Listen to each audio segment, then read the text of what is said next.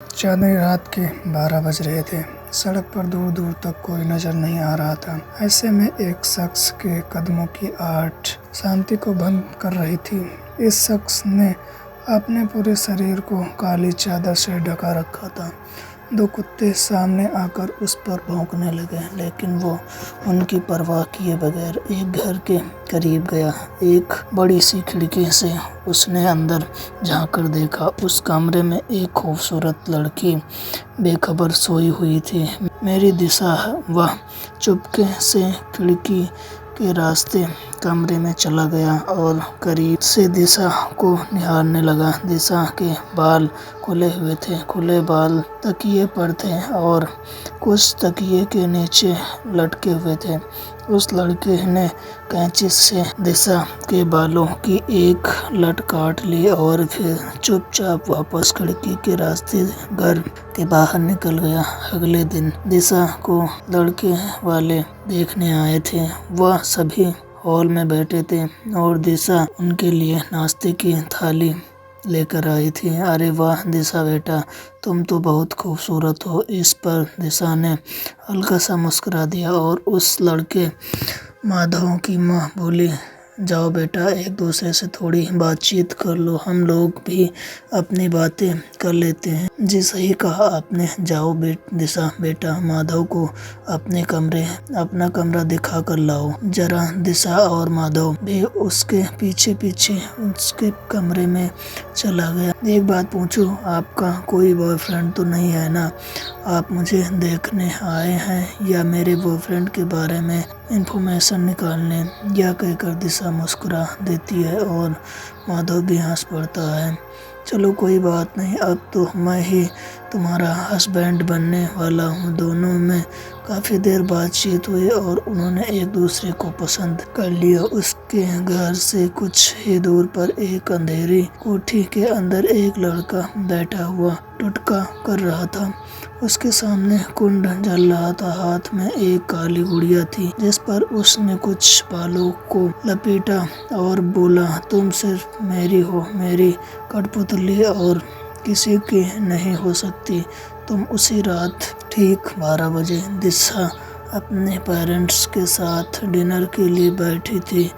मालती ने उसके सामने आलू के पराठे की थाली रखते हुए कहा, यह देखो दिशा बेटा, तुम्हारे फेवरेट आलू के पराठे। यह देखकर दिशा ने पराठे की थाली उठाई और जमीन पर दे मारी। दिशा, यह क्या बदतमीजी है? मुझे वह खाना नहीं चाहिए, मुझे मांस चाहिए। मांस, यह सुनकर वह दोनों चौंक पड़े।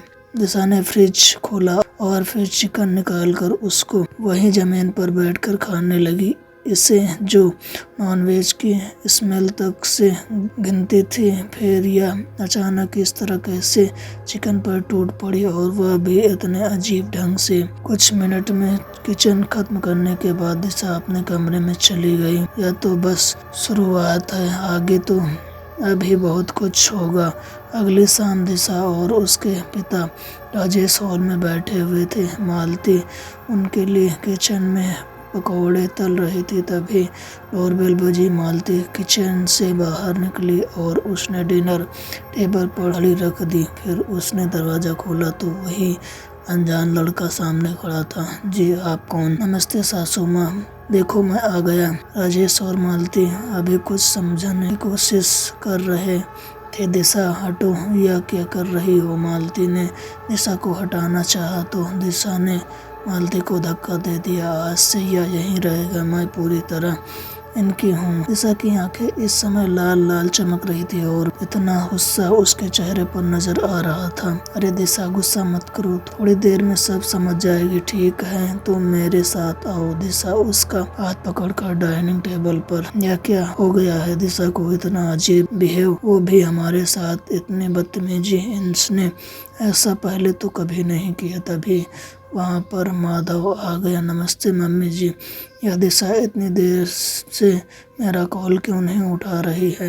कहाँ है वह? मालती उसका जवाब नहीं दे पाई। माधव ने अपनी आंखों से दिशा को उस लड़के को खाना खिलाते देखा तो वह गुस्से से उनके करीब जाकर चिल्लाया, कौन है यह लड़का, बताओ मुझे। दिशा ने तभी कांटा उठाया और माधव के गले में गाड़ दिया। माधव के गले से खून बहने लगा। राजेश और मालती को अपनी आंखों पर भरोसा नहीं हुआ। माधव ने गले से खून निकल रहा था और वह बेहोश होने के कगार पर था। दिशा उसके सर पर खड़ी भयानक आवाज में हंस रही थी। चलो दिशा, अब हम कमरे में चलकर थोड़ी बातचीत करते हैं। उसकी बात सुनते ही दिशा ने उसका हाथ थामा और उसको अपने कमरे में ले गई। इससे उठाओ मालती, कहीं इसकी मौत न हो जाए, हमें इसे जल्दी से हॉस्पिटल में एडमिट कराना होगा।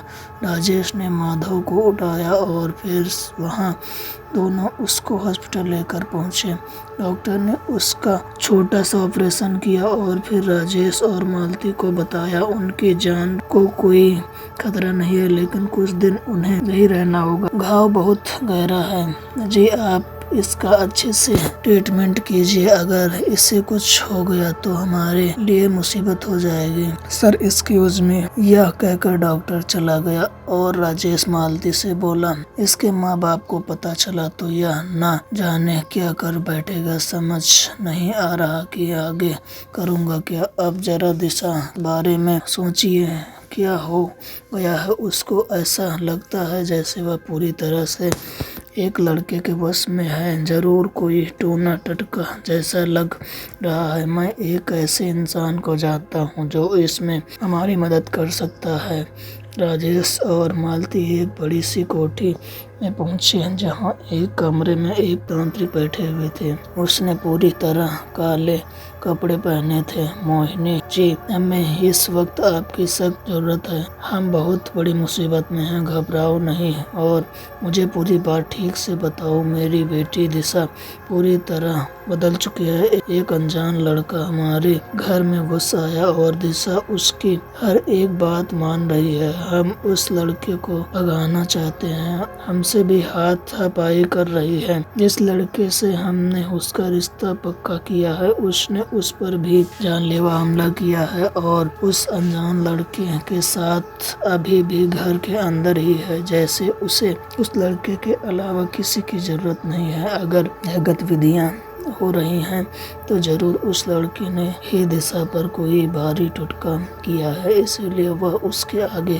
किसी को नहीं देख रही, इसके इशारे पर नाच रही है। दिशा हमारी इकलौती संतान है, वह हमें छोड़कर गई या उस लड़के ने उसे कुछ कर दिया तो हमारी जिंदगी के जीने का कोई मतलब नहीं रहेगा। उसने जो टोटका किया है वह सिर्फ तुम ही खत्म कर सकते हो, क्योंकि दिशा तुम्हारा खून है। अगर मैंने खत्म करने की कोशिश की तो दिशा हमेशा के लिए उसकी कठपुतली बनकर रह जाएगी। तो बताइए क्या करना होगा मुझे। तुम्हारे घर के पास कोई पीपल का पेड़ है जी हाँ, हमारे घर के ठीक पीछे एक मैदान में उसी में एक पीपल का पेड़ भी है। उस लड़के ने किसी तरह दिशा के बाल काट लिए होंगे और अपने और दिशा के बालों को मिलाकर उस गुड़िया की गर्दन पर बांधे होंगे और उस पर टुटका करके तुम्हारे घर के पास वाले पीपल के पेड़ के नीचे गाड़ दिया होगा। तुम बस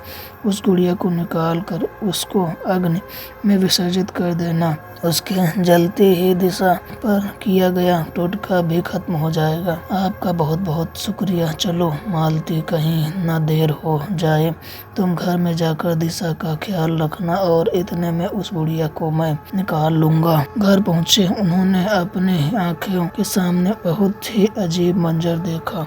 वो लड़का कुर्सी पर बैठा था और दिशा उसके सामने अजीब तरह से नाच रही थी। नाचो दिशा और नाचो, यह सब क्या चल रहा है। अरे मम्मी आप आ गई।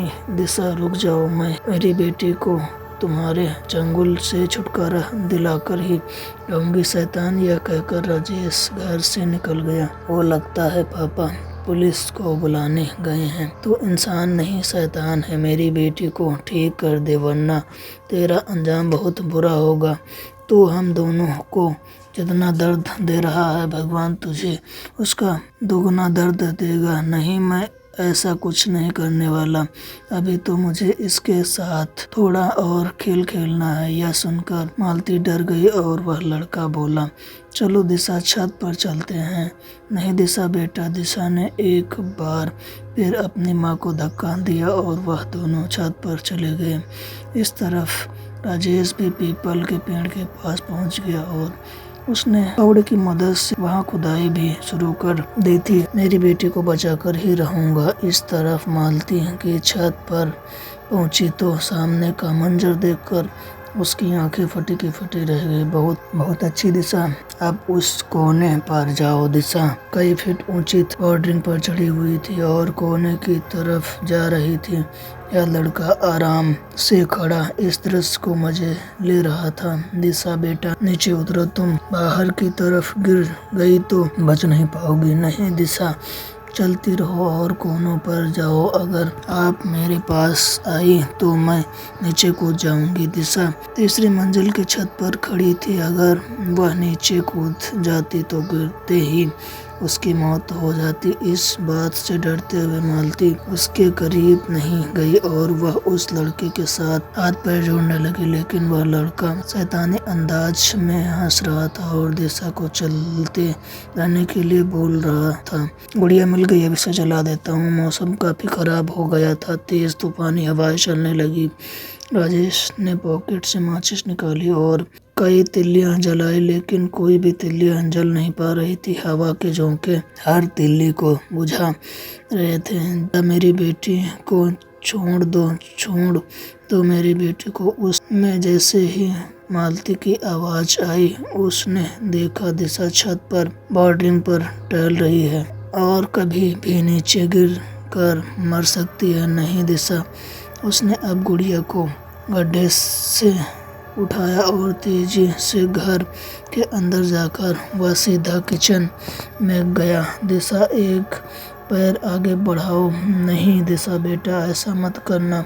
अपनी माँ की तरफ देखकर हंसी। उसकी आंखें लाल लाल चमक रही थी। उसने एक पैर हवा में बढ़ा दिया। तभी किचन में पहुंच चुका राजेश ने गुड़िया गैस स्टोव पर रखी और स्टोव जला दिया। गुड़िया में आग लगी। अब वह तेजी से छत की ओर भागा। दिशा होश में आ गई थी, लेकिन अपने आप को इतनी ऊंचाई पर चढ़ा देकर उसको डर लगने लगा। मम्मी मम्मी बचाओ मुझे। दिशा नीचे गिरने ही वाली थी कि तभी उसके पिता ने दिशा का हाथ पकड़कर खींच लिया। मेरी बच्ची।